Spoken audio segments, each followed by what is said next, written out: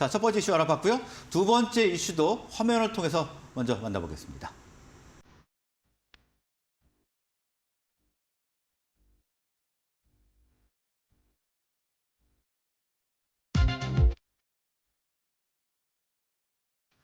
자, 두 번째 주제는 자율주행과 관련된 내용 준비를 해주셨는데, 자, 자율주행 언제쯤이나 완성이 될까요?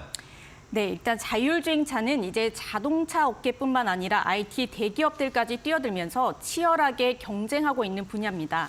국내와 해외에서도 기술력을 인정받은 완전 자율주행차 개발 회사가 있어서 오늘 주제로 가져와 봤습니다. 네. 네, 이 회사는 오토너머스 A2G라는 자율주행 전문 기업으로 5년차 스타트업입니다.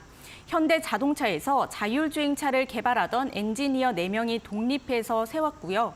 또 설립 5년 사이 직원 수는 130명이 넘어가는 규모로 급성장했습니다. 5년 만에요? 그렇습니다. 네, 지난해 글로벌 자율주행 기술에서 대한민국 기업으로는 유일하게 세계 13위를 기록하기도 했습니다. 네. 자, 자율주행이 이렇게 말이 쉽지 굉장히 어려운가 봅니다. 자, 애플카도 사실은 좀 사업을 접지 않았습니까? 그렇습니다. 자, 그러면 이 오토노머스 A2G는 어느 정도 수준인가요?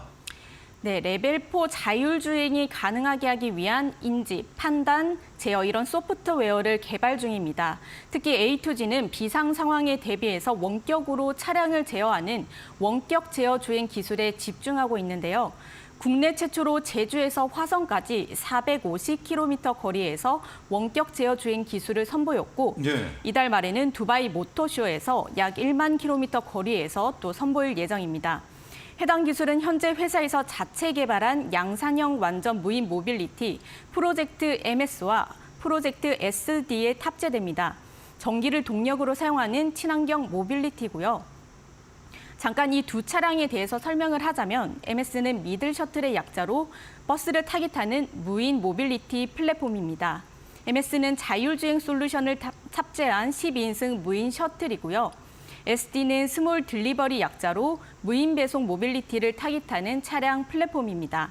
300kg 이상 적재가 가능한 무인 배송 차량이라고 보시면 될 것 같습니다. 네. 자, 뭐 450km 원격 제어도 놀라운데 10,000km면은 정말 상당히 먼 거리죠. 네, 제가 생각하기에는 제 상식으로는 이게 가능한가 이런 네. 생각도 드는데요. 지금 2024년인데 3년 뒤면 정말 나올 수 있을까요? 글쎄요. 자, 레벨 4를 실현하기 위해서는 굉장히 넘어야 할 산이 많다고 들었습니다. 그렇습니다. 일반 차량과 또 자율주행차 이 두 종류의 차량이 섞이는 과도기가 올 텐데 이 과도기를 잘 극복하기 위해선 또 여러 방안들이 필요합니다. 먼저 자율주행차가 다니는 전용 도로와 또 일반 차가 다니는 도로가 이렇게 좀 분리가 된다든지 그렇지 못한 경우라면 자율주행차가 조금 더 보호받을 수 있는 외부의 표시 장치를 해야 한다는 의견도 나옵니다. 네. 또 다른 일각에서는 자율주행차를 개발하는 사람들의 책임을 조금 완화해 줄 수 있는 사회적인 보장 장치가 필요하다는 목소리도 나옵니다. 사회적인 보험이라든지 아니면 형사적인, 민사적인 그런 또 책임들을 경감해 줄 수 있는 그런 제도가 도입돼야 한다는 의견입니다. 아, 그러면 자율주행 차량에 사고가 났을 때 이 제조사나 제작자에게 책임을 묻는군요. 그렇습니다. 자, 그러면 뭐 좀 위축될 수밖에 없을 것 같은데 정부의 좀 노력도 필요해 보입니다. 그렇습니다. 또 정부의 노력도 필요해 보이고요. 예. 또 자율주행차 양산으로 인한 또 긍정적 효과도 또 주목을 받고 있는데요.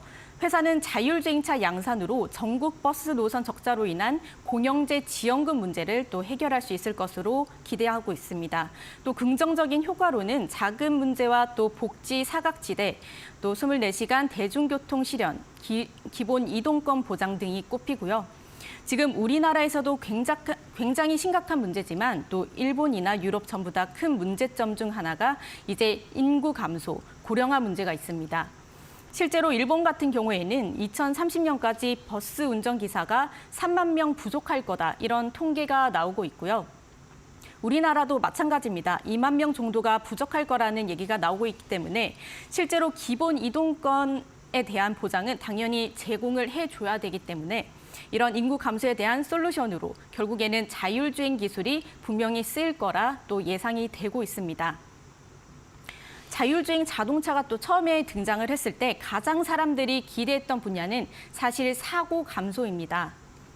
그래서 아무래도 인간이 운전하는 것보다는 훨씬 안전하게 컴퓨터나 기계가 운전할 수 있을 것이다. 또 그런 기대를 갖고 시작한 건데요. 인간의 실수를 보완해 줄 수 있는 그리고 안전을 높일 수 있다는 점이 또 가장 중요한 부분이라고 볼 수 있습니다. 네, 뭐 자율주행차 시대가 오면 정말 좋겠죠. 뭐 지금 인력난이나 아니면 사고와 관련된 부분들 이런 부분들은 모두 방지가 할 수 있으니까 굉장히 좋긴 한데 일단 양산이 언제 될지는 모르지만 일단 2027년에 상용화가 된다고 하니까 일단 그때까지 좀 기대를 해보겠습니다. 오늘 말씀은 여기서 마무리하겠습니다. 고맙습니다.